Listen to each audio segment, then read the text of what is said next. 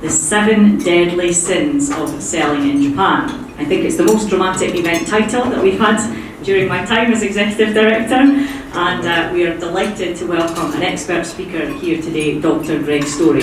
Let me just give you an introduction to the event before we welcome Greg to the stage. As many of you might testify to, and I'm sure that's why you've signed up for this event, Japan can be a bit of a frustrating market when it comes to getting sales results. Hands up, who agrees? Oh, at least half of you. Good. Off to a good start. So the sales team might show promise, but fall short of expectations when reporting. There might be a lot of excuses each week about why sales targets are not being achieved, and solutions are never that forthcoming. Your sales team leader should be addressing these shortfalls, but might not be sure how to identify or indeed fix these issues. Well, according to Greg Story, our speaker for today, there are 7 critical points of failure when selling in Japan. Today we're going to find out exactly where these breakdown points occur in the sales cycle, and more importantly, we'll leave the room armed with some practical solutions for addressing these deadly pain points in order to achieve your sales targets. Now, who is this magical man we've brought to you today? Dr. Greg Story is the president of Dale Carnegie Training in Japan.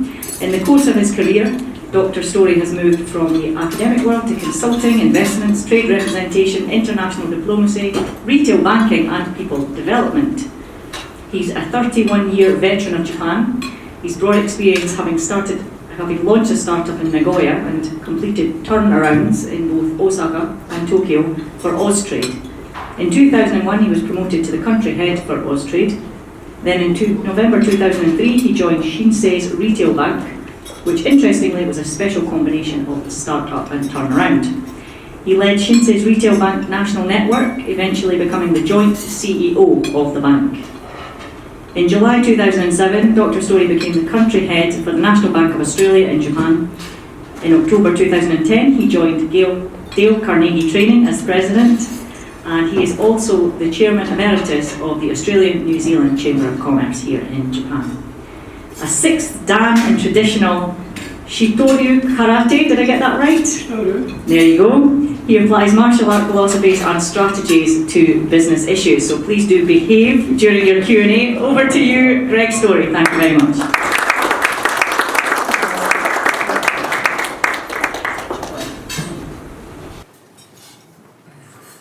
I'm at a similar event like this, and I'm sitting there, and the speaker was a software business, and the president was talking about his product. It was pretty good.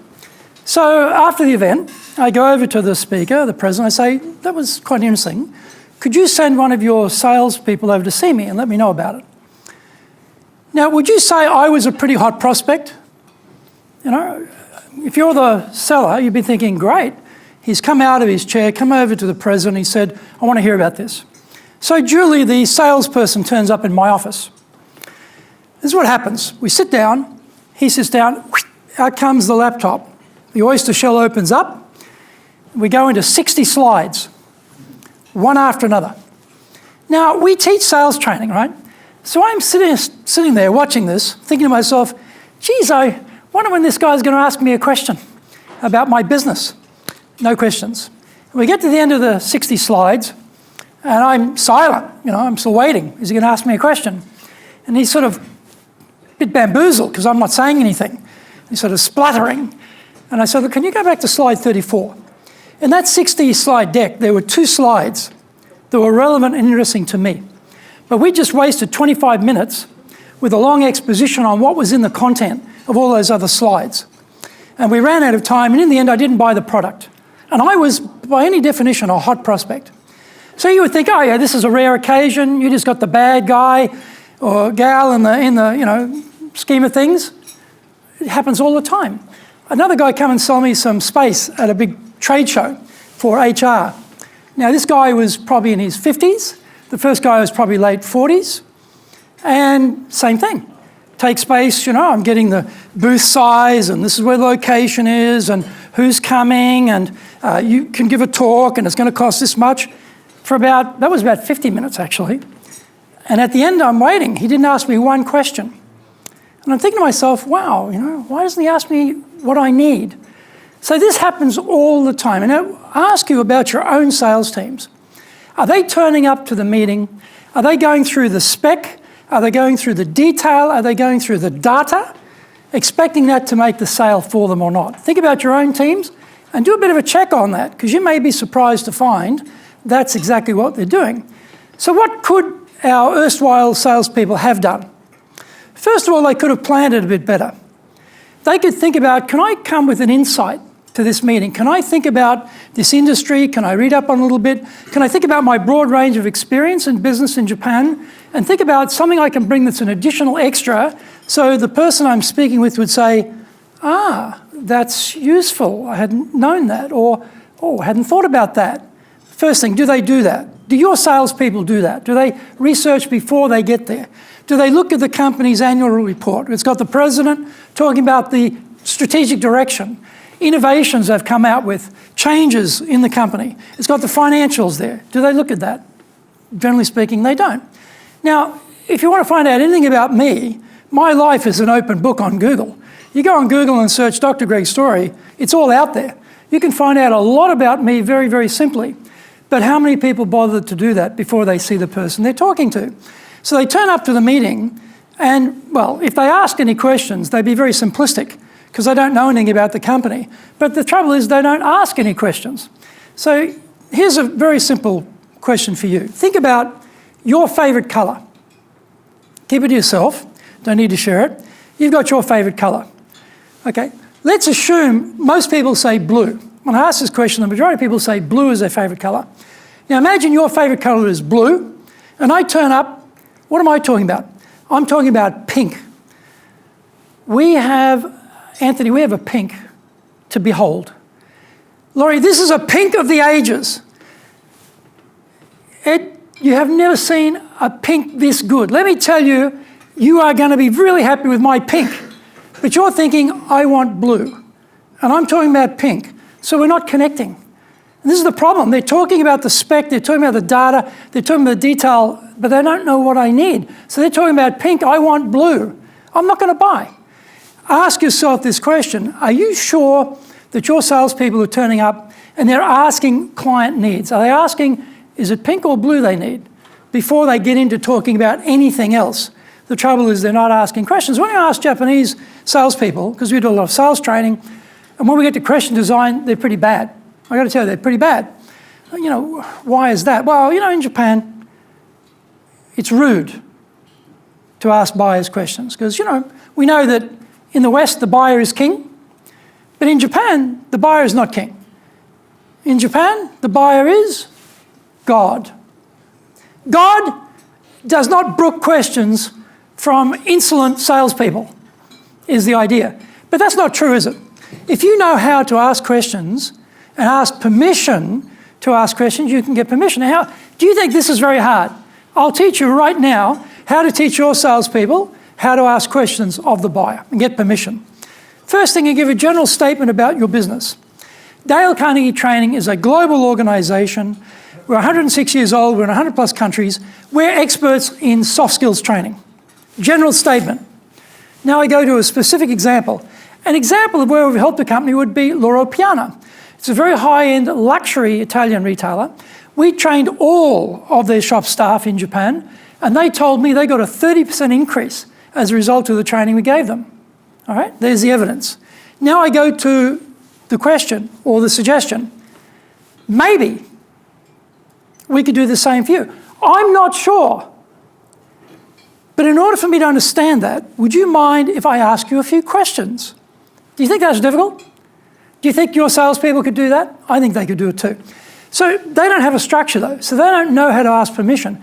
Once someone gets that structure, general statement, evidence, suggestion, I don't know, can I ask you questions, permission, they are likely to say yes. Now, if we were Americans, we'd say, we can definitely help you instead of maybe, right? But I think in Japan, maybe probably works a bit better, all right? So maybe, we're not sure. We don't know because you haven't had a chance to ask you any questions yet. So let me ask you some questions. So when you ask questions, how do you ask questions?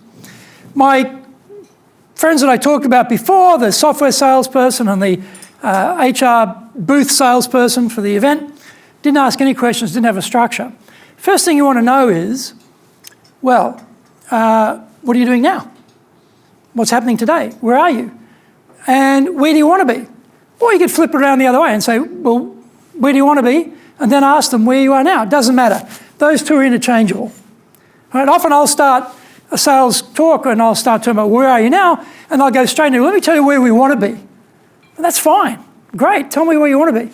The trick is, though, if the gap between where you are now and where you want to be is too small, you are not going to make a sale. You have to make that gap seem larger. You've got to expand that gap, the perception of that gap, otherwise they take no action. Because from their point of view, hey, it's that close, we'll get to it. We'll do it ourselves. So where are you now? Where do you want to be? How big is that gap? If I hear that gap sounds pretty small and they can do it themselves, I'm not going to waste too much time there. I'm going to go and find someone who's got a problem they can't solve. Because my next question is, if you know where you want to be and you're here now, why aren't you there? What's the barrier? What's stopping you from getting there? Excellent question. Because we might be the solution for them to overcome that barrier. So we want to know where they are, where they want to be, why aren't they there, what's holding them back. Maybe we are the solution. And when we're hearing that, we've got to be thinking, do we have a solution for that? In my mind, I have this image. I've never been to the American Library of Congress, but it looks like this massive big building with lots of columns out the front that I imagine is sort of floor-to-ceiling books, you know. And I'm seeing that same thing, but instead of books, I'm seeing potential solutions from our curriculum. And I'm hearing what they need, and I'm going, do we have that? Do we have that? Do we have that solution for them or not? If we don't have it, I don't try and slam the square peg in the round hole. I go and find someone who needs something I can supply. So we're asking the question, can I actually help them? If you can help them, then we go into asking, what's the payoff for them? We don't start talking about the solution. We ask, well, what would it mean for you if the solution we bring to fix this problem is really going to expand your business? How would that help you personally? Now, if I'm dealing with someone from a Western business environment, they're going to say, like Trevor's going to say to me, oh, I'm going to get a big bonus, or I'll get a big commission, or I'll get a big promotion, or I'll keep my job, or any number of those very typical reasons. When I deal with Japanese buyers, they'll say, the team will feel happy. Everyone will feel good. It's a group thing, right? They never say, I'm going to get a bigger bonus, probably because they aren't. I'm going to get promoted, probably because they aren't. But they feel the happiness factor goes up and the team motivation goes up. It doesn't matter what they say. The thing is, we've got to remember that, because when we come back to talk about the solution, we've got to add that bit in there. So now we're going into the next stage, which is to talk about the solution. But before that, we're thinking, in that question design, where are they sitting in the company? So we've got to ask the questions. We've got to ask it in a certain way. One is, are they the CEO? Are they the CFO? Are they the technical buyer? Are they the user buyer? Because each of those buyers buys differently, and they need a different communication piece. So the CEO, usually long-term vision. CFO, normally cash flow, investment for the firm's money. The technical buyer, want to know about the spec, want to know about the warranty. The user buyer, ease of use. Can I ring someone if it doesn't work? They are interested in those things. So when we're designing our questions, we're going to design our questions with that in mind. The other overlay is, what personality style are they? So they might be Australian, English, Japanese, Chinese, it doesn't matter. Beyond cultural differences, what's more important is the personality style. If they're a driver type, they're very assertive and outcome-oriented. Results. Time is money. Don't waste my time. Get out of my office. Tell me what you want. I'll make a quick decision. The opposite is someone who's low in assertion, but very people-oriented. Let's have a cup of tea. Let's get to know each other. And if I trust you, then we might do some business. Then you've got other people who are very analytical. What are the details? I want the data, the proof, the testimonials, evidence. I want 3 decimal places. They want that degree of detail. The opposite is the big picture. Grab the whiteboard, pen on the whiteboard, let's brainstorm, let's have a party tonight. Very outgoing, they're assertive, but they're very people-oriented.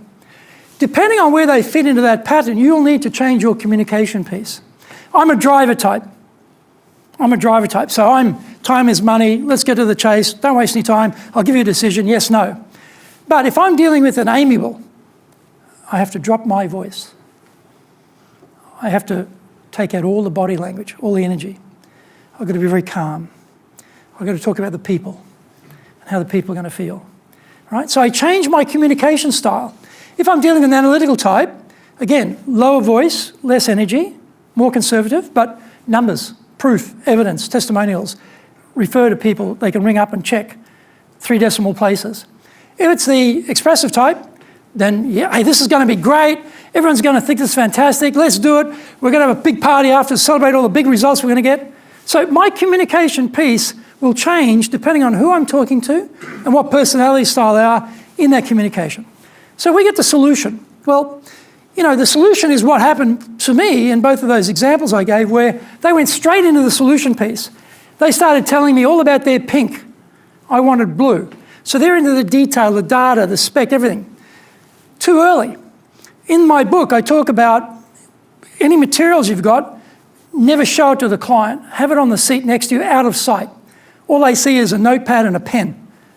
And that's all they'll see. Until I know what they want. Once I know what they want, then I'll dig that out and only show them that thing. And show them no more, just that one thing. Makes it easy to make a decision. Also doesn't, prejudice that I'm trying to sell them something before I actually know what they want. So we get to solution provision. Now, most salespeople, as I said, they're great on the spec. Like those 60 slides, terrific. 50 minutes on the booth and the trade show, terrific. But that's not enough. What do I really want? I want the benefit of those things. I want the outcomes from those things. So some salespeople will talk about the benefit of the spec, of the detail, the data, right? Very few, but some will talk about the benefit. But even that's not enough. If you're only getting that, you should be dissatisfied as a sales leader, because what you really want is the application of the benefit. There's a benefit, and then how can they apply that benefit inside their company to get their revenues up, get their efficiencies up, get their turnover down, whatever it might be thereafter. Your solution is going to help them. How do you apply that benefit in the business? Right? And having done that, then give some evidence. Now that's a 4-step structure so far, isn't it? The spec, the data, the detail, step 1. The benefit, step 2. Application of the benefit, step 3. And then the final step after that is trial close. How does that sound so far? Shall we go ahead?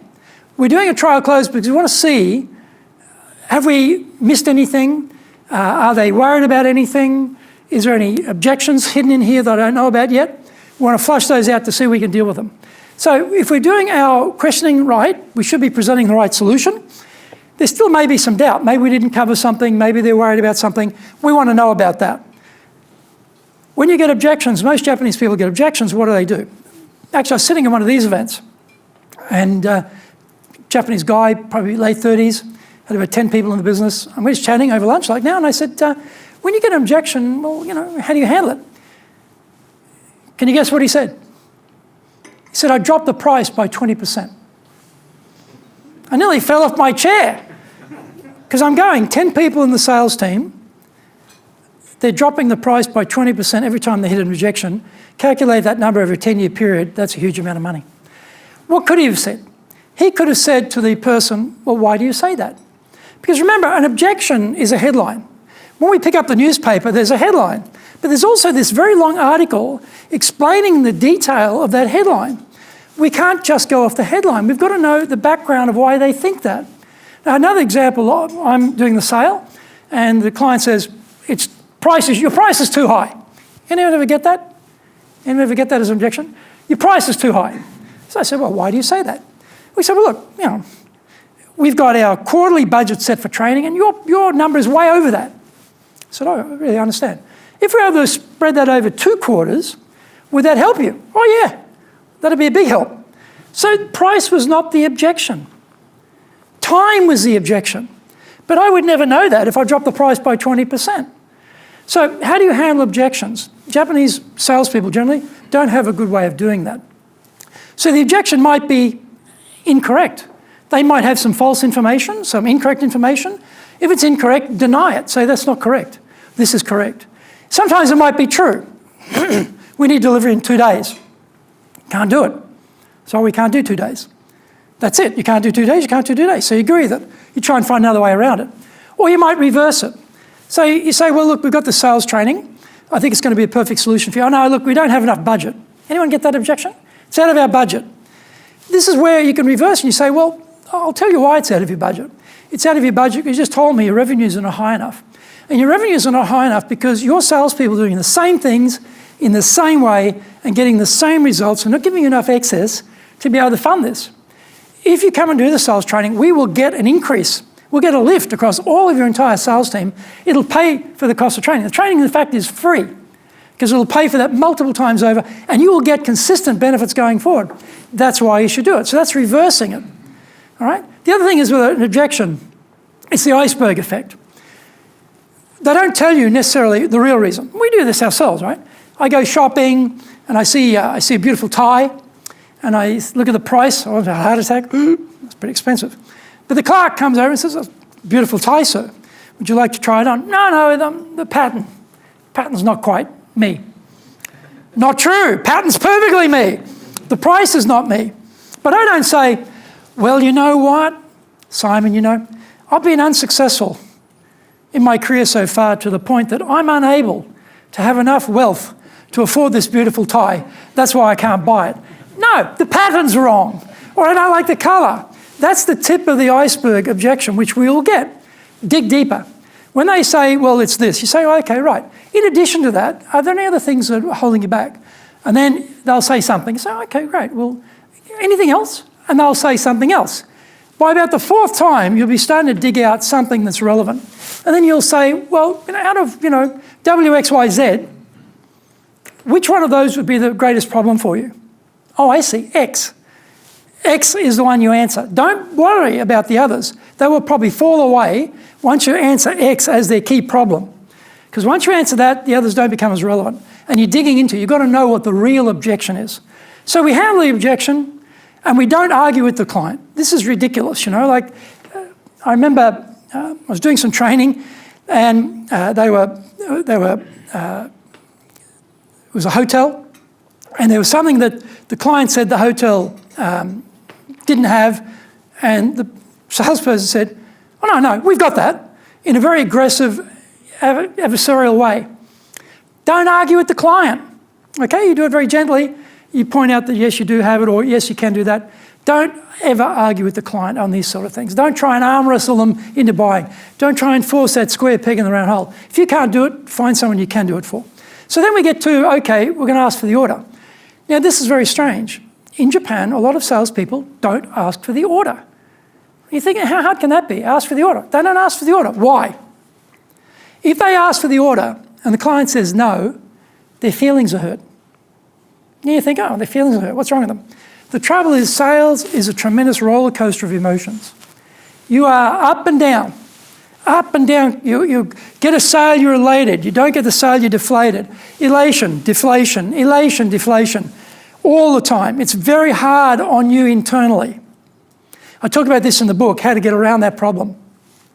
But it is hard. So people have learned in Japan, no is very painful, and I lose face if I get a no. I know how to avoid that. I won't ask. And I'll just leave it vague and make the client do all the work. Bad strategy. We can ask. We don't have to ask in an obnoxious way. We can ask, well, shall we go ahead? Very direct, shall we go ahead? Or we might say, well, would you like to start in the month of July or the month of September? Alternative choice. Or it might be a minor thing. It might be, would you like the invoice in Japanese or in English? Or it might be the opportunity cost. You know what? The trainer availability, in our case, trainer availability is such that if we go now, we can book in for August, but it's going to really be gone very shortly because I know there's another company that's trying to get training in August. So let's grab it now while the trainer's availability is there. It's that little black dress, the last little black dress or the last tie in that pattern in the store. And it is really the last one, you've got to go for it. So all of those are simple closes, which are not hardcore American style, really push, push, push. They're gentle, they're easy to ask, but people don't ask, so let's ask. And then we have follow-up. Now, follow-up, you think, oh, that's simple. Japanese are good at follow-up, and they are. They are. But are we good at follow-up? Japan, it takes an enormous amount of time to make a decision, and then they want execution. They want everything going right now. What do? We make a really quick decision, and then we take our time on the execution. We sold bark to Japan when I was in the trade business. Now, bark for gardens, right? Now, bark can't have twigs. It can't have stones. It can't have pebbles. It can't have sand. It must be clean bark. And they put it in these big containers and they compress it in the containers and they ship it to Japan in huge volumes. So the day the container's supposed to leave the port, we get a call from Australia. Oh, by the way, typical Aussie fashion, you know, by the way, we missed the boat. But don't worry, it'll be on the next one. Now, I'm telling you, when my staff member, Japanese staff member, rang that client in Japan and told the client the happy news that it'd be on the next one, she's holding the phone. I'm not joking, this far away from her head, you can hear her screaming right across the whole office. Why? Because that customer is sold down the food chain to a whole bunch of other sub-distributors who are all depending on that supply. Because no one takes a great deal of space in storage, they've all got small storages, so they don't want a whole lot of stock, so everyone's dependent on each other. And we've just burnt their supply line. We've just killed the trust. We've destroyed decades of relationship right there by not delivering on the time. So when we talk about delivery and execution, we can't fail in Japan. The other part about follow-up, which is also critical for our salespeople, is following up the companies who didn't buy. Now, I have this problem too. I'm a machine of meeting clients. I meet clients, I'm going through the lineup, do we have it? I'm trying to get them to buy. Sometimes they don't buy. Well, what I do, I go and find the next buyer and then try and do the deal, and I just keep moving forward. But the people who didn't buy, they get left there. Now, here's the trick. Somewhere around 9 to 12 months later, we need to be contacting them again. Somewhere around that time, things may change. It may be that there's been a change of policy in the company, there may be a change in the finances of the company, there may be a change in the market, there may be a change in the leadership, there may be a change in the personnel, and no doesn't mean no. This is the other thing too. No never means no.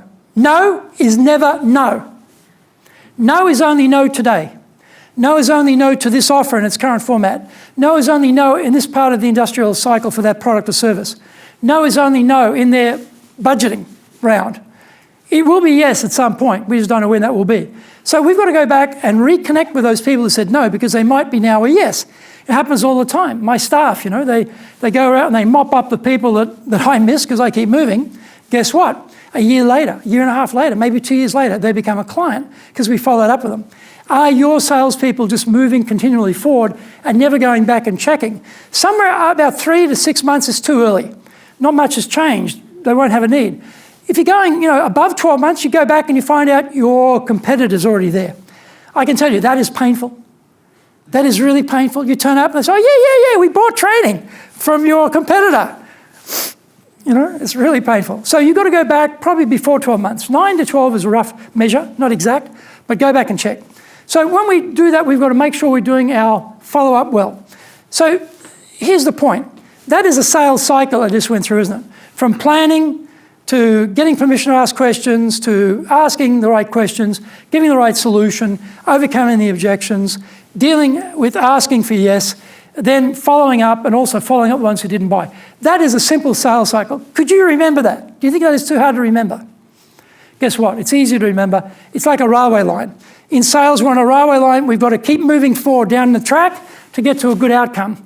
But most salespeople have no sales cycle, no railway track. They don't know what they're doing. They need some direction. These are simple structures I talked about today, things that anyone can learn. The trouble is people have never learned them. Why not?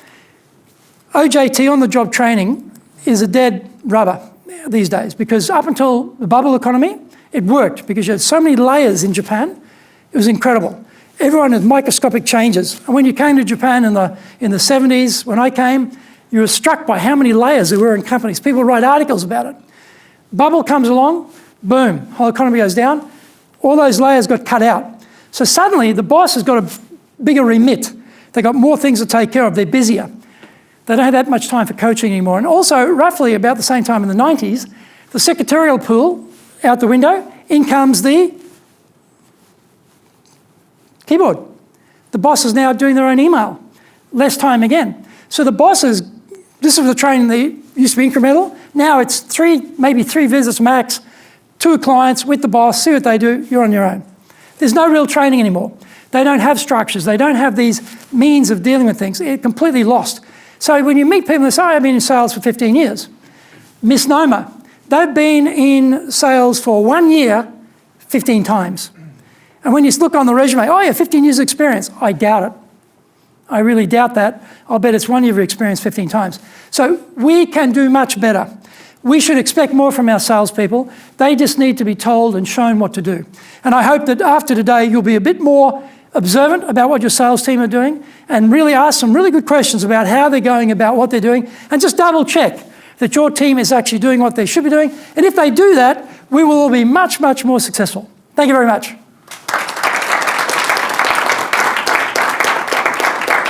And Larry, how many minutes have we got for questions, would you say? We have 30 minutes. Right, we have 30 minutes for questions with an enormous amount of time here. So who has the first question? Yes, Simon.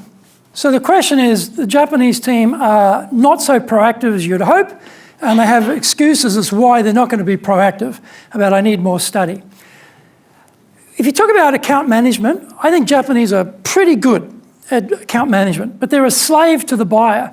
They don't control the sales call, they just do whatever the buyer says, so you're always on the back foot because they don't know how to run the meeting. That's one element of the account management is good, generally speaking. They're very, very good in that sense. I asked them to go and find a new buyer though. Go and find a new company. Reluctant. They're fearful of getting a no. They're fearful of losing face. They're fearful of not being successful. So we need to train them how to find new clients and how to make that first meeting a success, how to build up the rapport with the new buyer and get out the door and go and see people. And that is really supervision. You've got to say, okay, let's get the target list going. Who are prospects that could be benefiting from our solution that haven't done that so far today? Or go back in the records. Where are the clients that we had maybe 5 years ago who are no longer clients anymore? And we lost touch with that company. Or who are the orphans? Do you understand the term orphans? When one of your salespeople leaves, their group of clients tend to flit away and disappear, and you never seem to be able to get the right baton touch, as they say in Japanese, pass the baton, to keep going with that group, and it just seems to detract, or personnel changed on the client side and you lose the relationship. They did buy from you. There is a track record there. They're orphans. They need parents. We're the parent. We've got to go back and help them. This is where you need to uncover completely new clients as a potential, clients that have lapsed, clients that you just lost touch with. Go back and reinvigorate. But that means making what is effectively a cold call. And they don't know how to call. They don't know what to say on the phone when they make the call. They don't know how to target. They don't have a good hook when they're making the call to make it interesting for the client.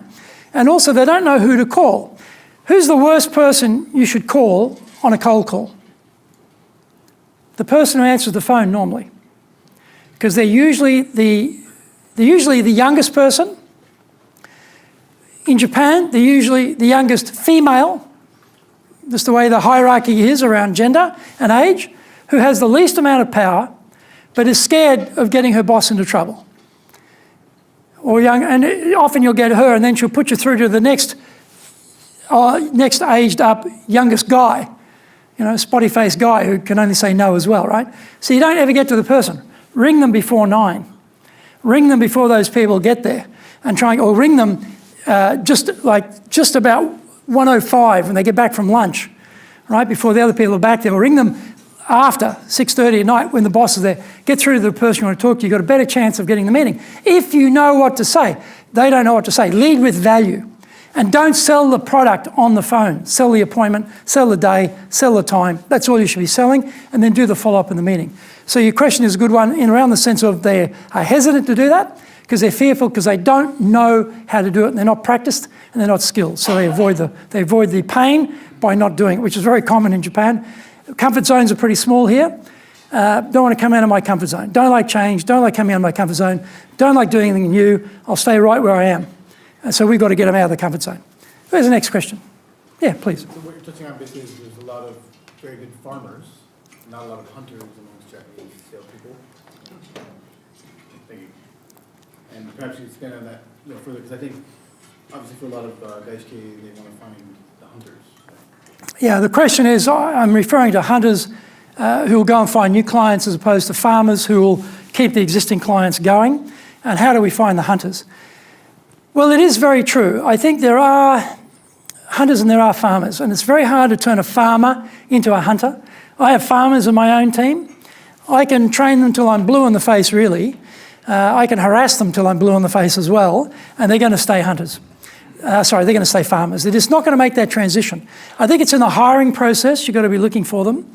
And I have hunters in my team too, and they are tough, thick-skinned, fearless, and they're going to go out there and give it a go. I think the ideal salesperson in Japan is female. I think she is in her early 30s.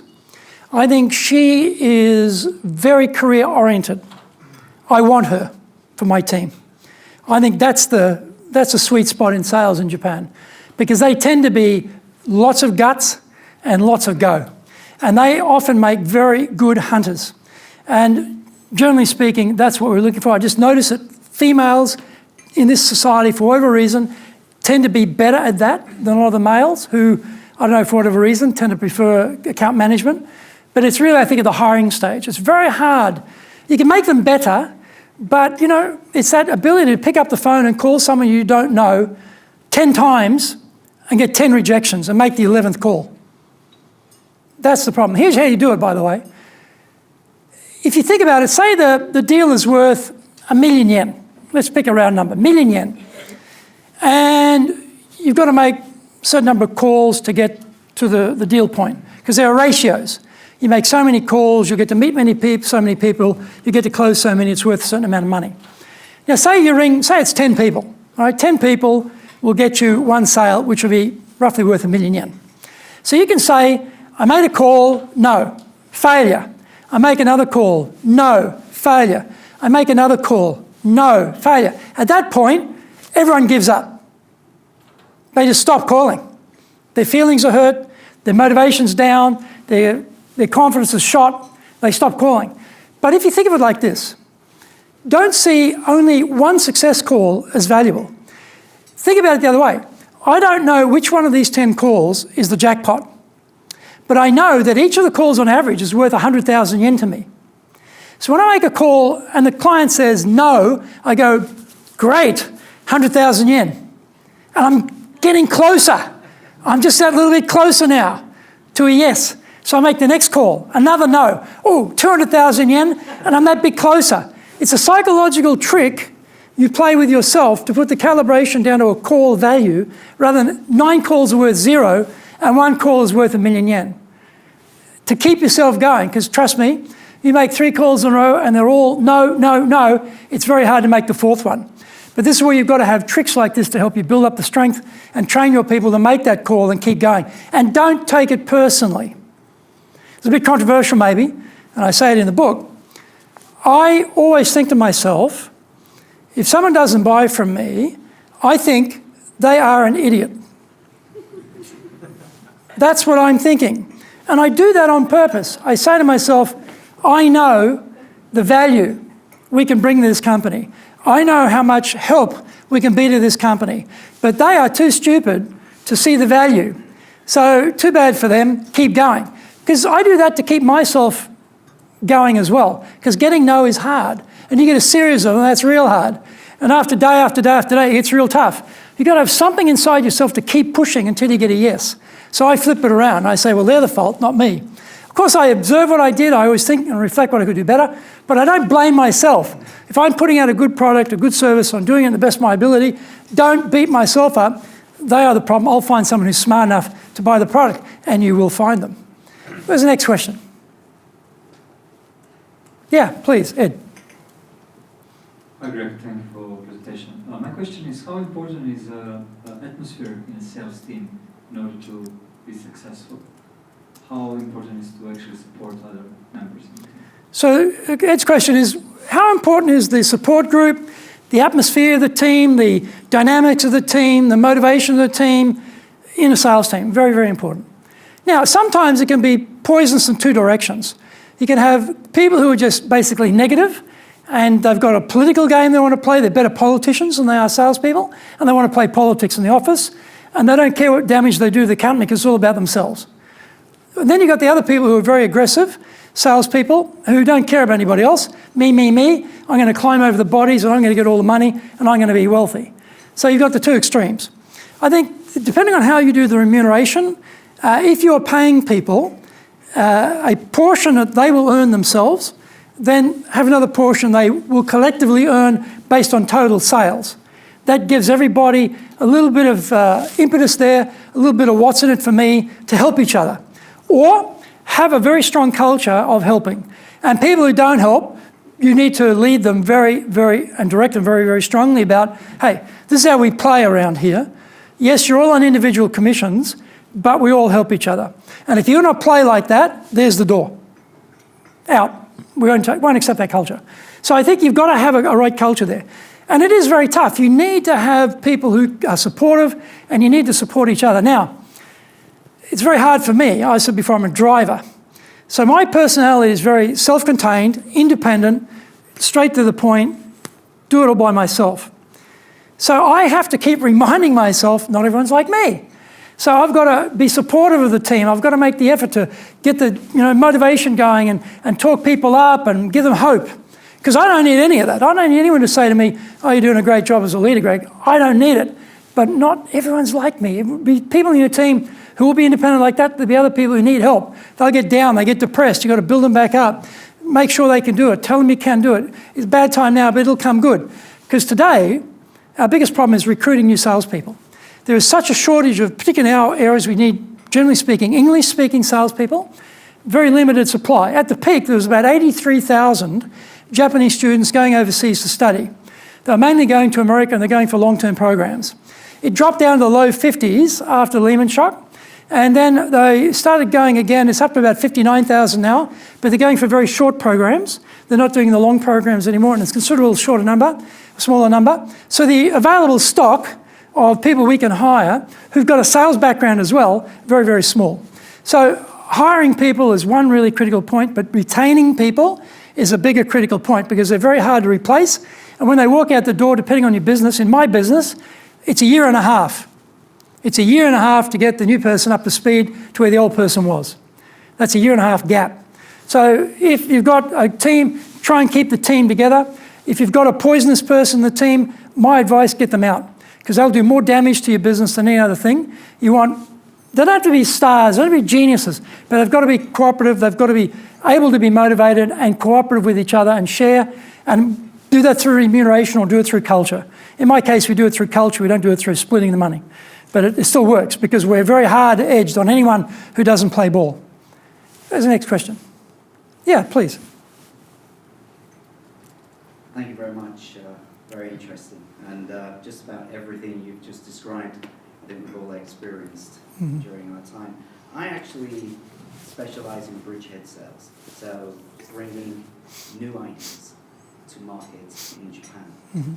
And I struggle a lot with the lack of vision in the people that we are meeting. They can't see that end game. They can't even imagine what we're talking about sometimes. And I'm sure you have similar experiences. So could you give some guidance? Yeah. So the question is about intangible sales. Things you can't smell, taste, hear, see, touch, which is sales, by the way, of training, of bridgehead into new innovations in the market. I think the point there is we've got to become great storytellers. We've got to paint a picture. Word pictures become very important. We've got to talk about a future state that they can imagine in their mind, and we've got to be very good at that contrast I talked about before between the as is and the should be. I'm guessing that in a lot of cases, their as is and should be, they think, is pretty close. They don't see any particular need to do anything else. But there's an opportunity cost of taking no action. But most people are oblivious to an opportunity cost of taking no action. They think, well, we're doing what we're doing and we're okay. But because they're not doing certain things, they're really missing out.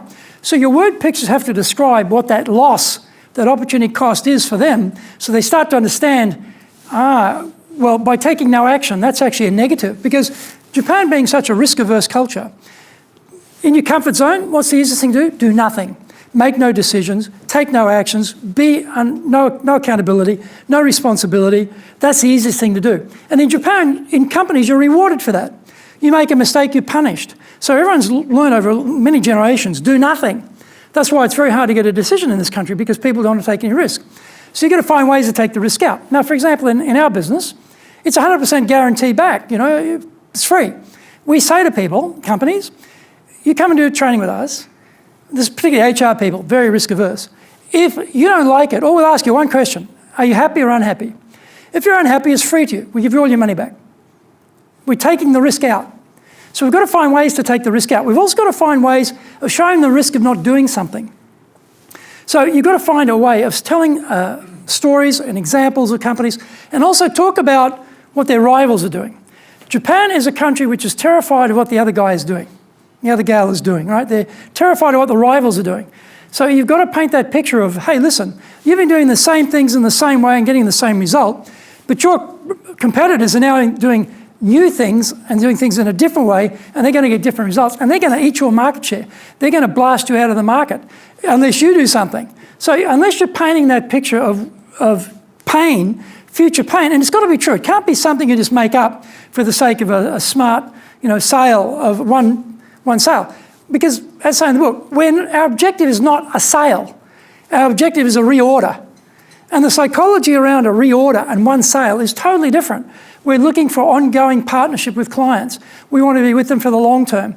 And in Japan, the mantra here is, the devil you know is much better than the angel you don't know. And you are the angel they don't know. And that's why they'd rather go for the devil they do know and do nothing.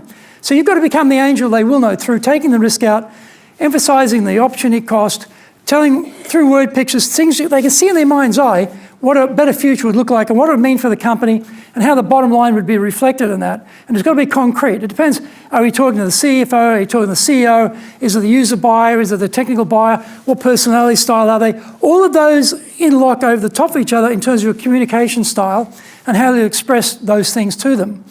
Now, I'll give you an amusing example of how to draw out the opportunity cost of no action. And we use this in training, right? Imagine we're going to a petrol stand, where they get the gas for the car, gas stand, right? And we turn up and the attendant comes out and says, so your front right-hand tyre is a bit low. I think you've got a slow leak there. In 10 minutes, we can fix that for you. We're too busy. Time is money. We got to go. Sorry, don't have time. Got to go. So we jump in the car. Off we go. Same scenario. Different clerk, different attendant. We come to the gas stand. Gas stand attendant comes out, says, "Sir, you've got a little bit of a lack of pressure in that front right-hand tyre. I think you've got a slow leak. We could probably fix that in about 10 minutes." We had a family here last month, and they had the exact same problem. Unfortunately, they had no time. They had to get going, and they took off, and it was one of those small Japanese cars, and they get out on the freeway. The right tyre blew. The car flipped 3 times. The whole family was killed. We can fix that tyre in about 10 minutes. See, I'm telling a story with an opportunity cost of no action as an exaggerated example to give you an idea. That's not a true story, by the way, but that's the idea. You've got to tell a story that talks about non-action and the consequences of non-action in a way, in a simple way, that everyone can get it. And if you're on the end of a story like that, you're going to say, well, you know what, maybe I will spend the 10 minutes and I will get that tyre fixed, right? So it's that type of thing that is the issue. And you've got to train your people, though, to dig deep on the questioning skills, because often this is gold, right? If you can get this in a sales call, this is pure gold. If you can get the buyer sitting there going, we hadn't thought of that through your questioning. Your line of questioning is digging deep into their thinking, and they're going, we didn't think about that. Or, we haven't planned for that. Gold right there, because now you've provided some insight, some value to a problem they weren't even aware of or hadn't recognised yet, which is exactly where you've got to go. And then you become their best buddy because you've been a value-adding resource and potential partner for them, as opposed to a sales dude turning up trying to sell something and take money out of their pocket. You're adding value, and that's always going to be the difference if you can add value. Where's the next question? Yeah, please. Hi, Michael from BC. I've been doing digital sales for a few years, and I think the message you were talking about training is was really, really interesting, and I think having that sort of structured approach would definitely help me and other teammates going forward. And my question is specifically about when you go into pitch, you talked a lot about blue and pink, and pitching something the client doesn't actually want. And I've noticed in the past, pitching certain products we have, that they aren't quite the right fit. And unfortunately, we don't always have the exact product they want. So do you have any sort of strategies or advice for bringing back that kind of know-how and information, or how many clients you would sort of pitch to before bringing that back and then redeveloping a product to go back and actually try to solve the need? Yes, I don't. The question is, when you're talking to the client and there's not a match between your lineup and what they want, well, how often do you meet that problem before you realise you've got to change your lineup to suit or find different buyers? I think in the first case, my first instinct is I drink my lukewarm, bitter green tea and I hightail it out of there if it's not a match.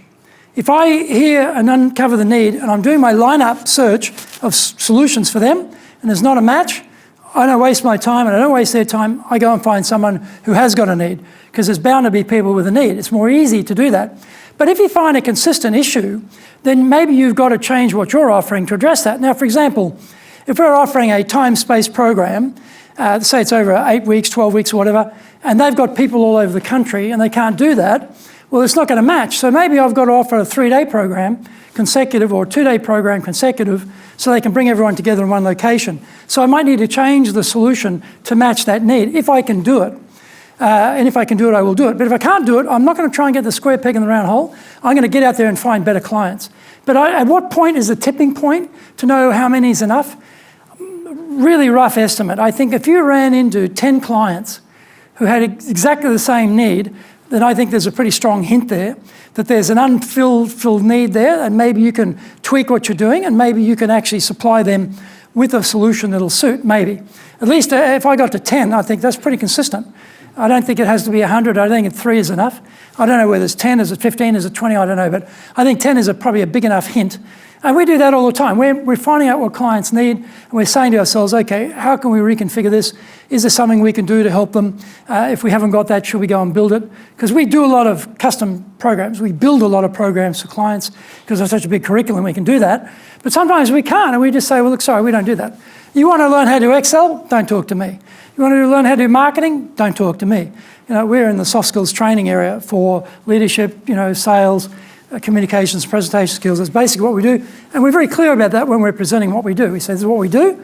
Does this sound like the sort of thing you're interested in? And then we continue. Who has the next question? Yeah, sorry, Trevor. Great. There's an old saying that people don't like to be sold to, but they like to buy. Correct. What's your opinion on that? Yeah, I totally agree with that. The question is the old saw, right? Everyone likes to buy. Nobody likes to be sold to. Quite true. Why don't they like to be sold to? If you think about your own experiences, pushy salespeople, you didn't like that. They ring you at an inconvenient time and they push you to do something. Or the salesperson you're dealing with, even though it's not a match, they keep pushing. They keep trying to arm wrestle you into buying it or trying to, through sheer willpower, get you to buy it. And you reject that because it's insulting. It's like, no, that's not a match. I've just told you it's not a match. Why do you keep on about that issue? They should be intelligent enough not to do that. But see, they don't have skills. They don't have anything to go to. They don't have a backup plan. They don't have structures. They've got nothing. They've got desperation. And the boss is saying, hey, listen, you haven't met your monthly quota. You're going to be fired if you don't get your act together. So they're hitting you in a desperation mode when they have no alternatives, no scope, no training, no capacity, no professionalism. So they're clinging on to whatever they can find. So I think we've been trained by very poor salespeople in the past to have a dim view of salespeople, in the most part. And I use the terminology more and more. In Japan, instead of there being Japanese salespeople, I say, well, they're Japanese pitch people. And they've trained the buyers to expect a pitch. The worst thing that can happen is you meet the client and they don't let you ask any questions. They say, well, give me your pitch. I want to hear about you. What have you got? Give it to me. I feel like drinking my green tea right there and then and just leaving because I know it's not going to work. I'm going to be talking pink here any moment now, and they probably want blue, and I'll never know that because I haven't been able to ask them any questions. But they've been trained by salespeople to get the pitch, and it's a bit like, I've never been grouse shooting, but I believe the grouse is a little fat bird with little wings. They beat the bushes and it takes off, and wealthy people with shotguns put 2 cartridges in the shotgun and go bam, bam, and blow the grouse out of the sky, right? That's what's going to happen to us. When we have to give our pitch, they're going to be putting 2 shells in the shotgun and they're going to be shooting our pitch full of holes, because that's the risk aversion. This is how buyers satisfy themselves that they're not going to get any flack for the decision. They're not going to have any accountability for the decision goes bad. Won't be responsible. They won't be in the little HR black book of sins that they've done through their career. So when they get up the top of the pyramid and it's that guy or themselves to the top job, they'll get the job because they have less black marks in their book. This is what's driving this thing about don't like being sold, that the buyers have been trained to look for risk aversion through getting the pitch and then drilling holes in it. You know, if ever that happens to me and they force me, and they have to force me, I'm trusting you, they have to force me to go through the pitch. It's like today, actually. I had a client, German company, and I'd actually met them. I have a proposal. I want to go through the proposal with them. And they said, no, send it to us. So I pushed back. I really need to go through this with you. How about this date? No, from now until after Aubonne, I'm too busy, can't see you, and we'll be making the decision, you know, at this period of time about budgeting. Send the document. I do not want to send that document. Never send your proposal without an armed guard, right? Without a heavily armed guard bristling with value, right? A proposal is that headline problem again. You're sending out the headline, unescorted, unattended, unprotected, and all they see is the number. That's the headline. The value is in your explanation of what that number means. I do not want to send them. I'm actually thinking not sending the number. If they've told me we're going to do our budgeting for next year and we need to have that put in the budget, I'm thinking saying, no, I'm just not going to do it because I know it's going to happen. Same problem. Sorry? Are you brave enough not to? Yeah, I think I am. I think I am because the end result will be, the question is, am I brave enough to send that document out, unescorted, unattended, unprotected? The answer is no, I'm not, because I know it's going to happen. It'll be a no. I'd rather get a no because you didn't send us your proposal than a no, we got your proposal and your price is too high, right? Which I know that's coming because there's no value attached to that number. It's a headline. You need the article. You need the full explanation. You need chapters 1 to 28 in my book to explain what you need, right? That's what they need, so I need to do that. And I'm prepared to take that risk because it's happened to me too many times in the past, and it'll happen to all of us. So we've got to look for that. Why people think like that, we've trained them. Unprofessional salespeople have trained buyers to expect a little, to be very cautious. They're worried about being taken advantage of. They're worried about it won't work. They're worried about spending money. They're worried about having to justify their decision to their superiors. And particularly in the HR field, they're worried about people at the bottom whinging and complaining about the training. They're terrified of that.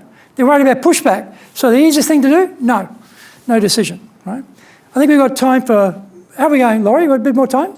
Two more questions. Who has the second last question? Yes, please. Hi, Brad, thank you. I'd like to follow up on your point about what to do whenever someone asks you to make your pitch as soon as you arrive. Is it possible to turn that kind of situation around so that you're able to ask questions, or is there another way that you can kind of respond to that? Change the mood, if you like. Yeah, the question is, if you're in the sales situation and they haven't given you a chance to ask questions and they've called for your pitch, can you turn it around? In my experience with Japanese buyers, no.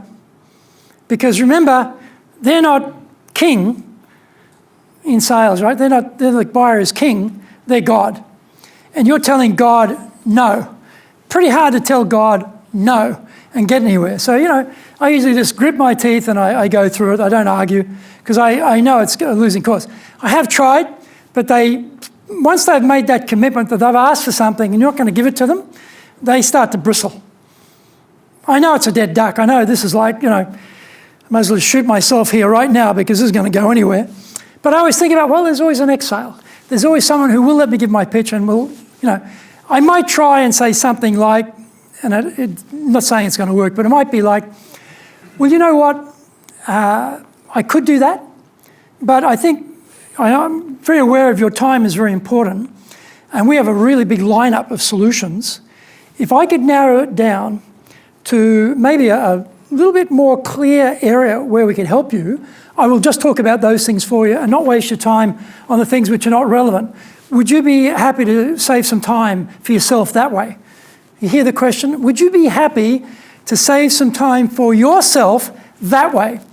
Right? I'm asking them what's in it for them, what's the benefit to them? And if they say yes, then that statement is true. If I said, well, look, I'm pretty busy, I don't have much time really, can we just cut to the chase and I'll ask you a few questions? They don't care, because that's my interest. I've got to pitch it in a way that it sounds attractive to them. I could try that, and that might be a better way of doing it. I'm not saying to be successful, because once God's asked for something, they expect it, which is the problem with most Japanese salespeople. They are constantly, giving God what God wants, without really controlling the sales call. They're always on the back foot. The buyer's controlling what's going on. That's why they can't get to the railway track going forward. Doesn't work for them. So you've got to be in control all the way through. Now, as a buyer, I'm a nightmare, because I will digress on the digression of the digression. I'll take a tangent on the tangent of the tangent. I have main interest. I go all over the place. If you're selling to me, you've got to drag me back and get me back on that railway track, moving in an orderly direction towards a close. We've got to do the same. And so they can go wherever they like, but you've got to bring them back through your questioning skills and realign them back along that path. Okay, ask the questions, present the solution, deal with the objections, ask for the order. That's our railway track. We've got to move them along that. And usually the solution provision comes after the first meeting, because we've got to go back and get the proposal and come back and present. So it's usually a two-piece. In Japan, it's rare you'll get a deal done in one go. But that doesn't matter. You come back for the second edition, you do it again. But the process doesn't change. So it's not easy. But I'd give that a go. I'd try that. But if you don't do it, don't argue the point, right? If they want the pitch, then you say some things like, if at any time what I'm mentioning doesn't sound like it's really what you're after, please stop me and let me know what would help you. That might be another way of doing it, because then you're giving the pitch and they're going, and you tell them the body language, right? You look at their eyes, you look at their body language, you'll get a sense of this is registering or not registering, this is of interest or not interest, in which case you might stop them and say, I get the feeling I'm not really talking in your area of interest here. Can I ask you, what is your area of interest? And then try and jump back in there might be another way.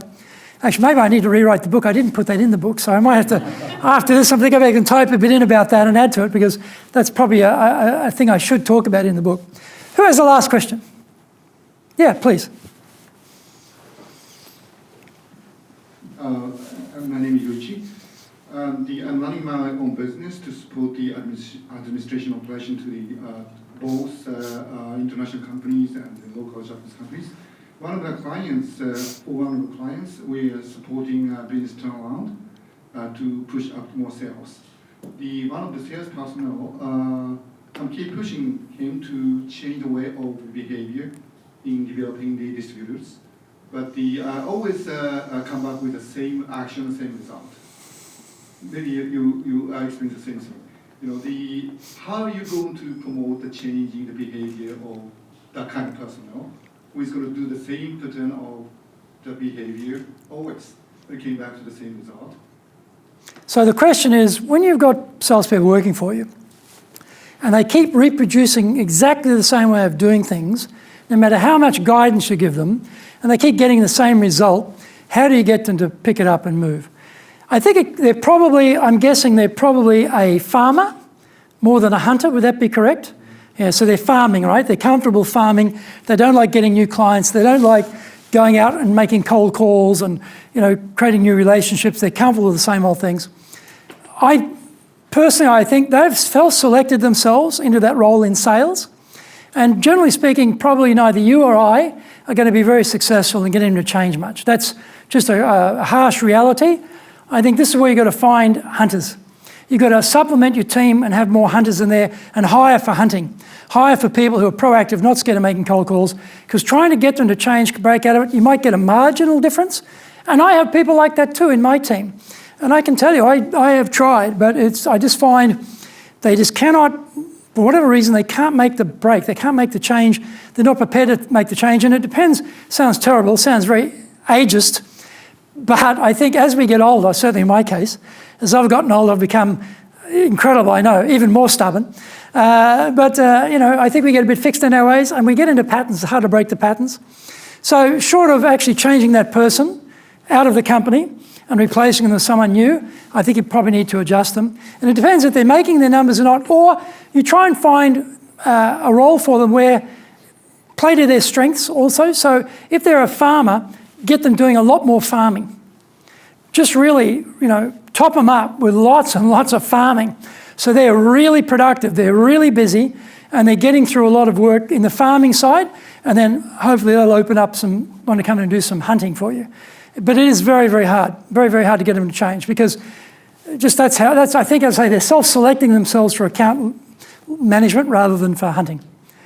So in conclusion, none of the things I've mentioned in this talk are intellectually difficult, are they? None of them are technically difficult. They're not logistically difficult. You can understand them, you can do them, you can learn these things. And what I'm suggesting to you is we have a lack of professionalism here because people are not properly trained and they just don't know what to do. So let's think about doing an audit on our sales team. Do they know what they should be doing? Are they competent in doing that? Can we help them to do better? And therefore, can we make our companies more successful? Because the people do make the difference. They are the key. You've got to grow your people and grow the business through making them more skilled in many of the areas I talked about.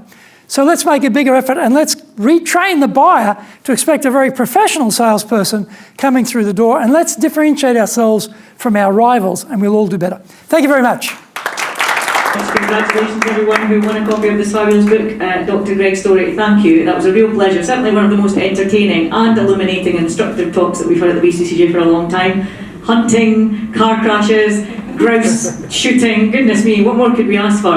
We really appreciate your time. I know you're a very busy man, and we will welcome you back another time in the future, maybe in 9 to 12 months' time, to follow up and see how these wonderful people are doing. Yes. Thank you very much indeed. It's been a pleasure.